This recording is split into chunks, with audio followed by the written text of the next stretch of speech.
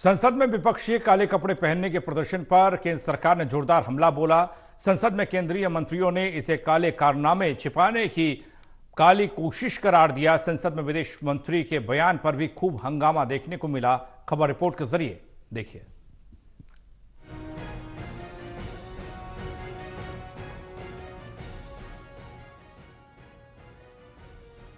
संसद में विपक्ष के काले कपड़ों में प्रदर्शन पर केंद्र सरकार ने भी जोरदार हमला बोला है। केंद्र सरकार ने इसे विपक्ष के काले कारनामे छुपाने की कोशिश करार दिया है। विपक्षी सांसदों के काले कपड़े पहनने पर राज्यसभा में सदन के नेता पीयूष गोयल ने कहा कि ये काले कपड़े पहनने वाले लोग समझ नहीं पा रहे हैं कि देश की बढ़ती हुई ताकत आज क्या है। जिनका मन और तन काला है, उनके दिल में क्या छुपा हुआ है। इनका वर्तमान, भूत और भविष्य काला है, लेकिन हमें उम्मीद है कि उनकी जिंदगी में भी रोशनी आएगी।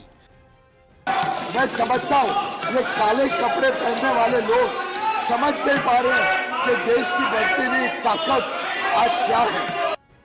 विपक्षी सांसदों के काले कपड़े पहनकर संसद पहुंचने पर संसदीय कार्य मंत्री प्रह्लाद जोशी ने भी कहा कि काला कपड़ा पहनकर आए, इससे क्या होगा, आगे चलकर उनको काला कपड़ा पहनकर ही घूमना होगा।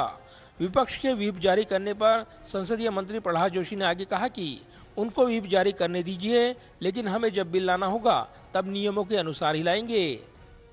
सर, मैं कहना चाहता हूँ, इन लोगों ने अविश्वास प्रस्ताव नोटिस दिया है।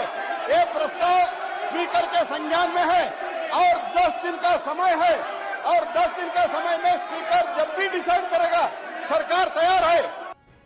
वहीं संसदीय कार्य राज्य मंत्री अर्जुन राम मेघवाल ने कहा कि विपक्ष का काम है कि विरोध करना, वो करें। देश बहुत तेजी से तरक्की कर रहा है, लेकिन उन्हें पसंद नहीं आ रहा। वो कुछ भी करें, उससे कोई फर्क नहीं पड़ेगा, क्योंकि प्रधानमंत्री मोदी की सोच बहुत आगे की है।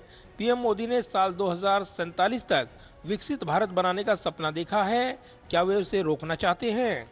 इस दौरान लोकसभा और राज्यसभा की कार्रवाई हंगामे के चलते कई बार बाधित हुई। विदेश मंत्री एस जयशंकर ने हंगामे के दौरान ही प्रधानमंत्री मोदी की विदेश यात्रा को लेकर दोनों सदनों में बयान दिया। इस दौरान जमकर हंगामा हुआ।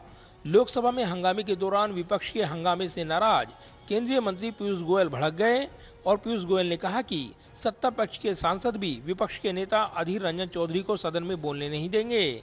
बाद में विदेश मंत्री एस जयशंकर ने सदन के बाहर बयान देते हुए विपक्ष पर जमकर हमला बोला।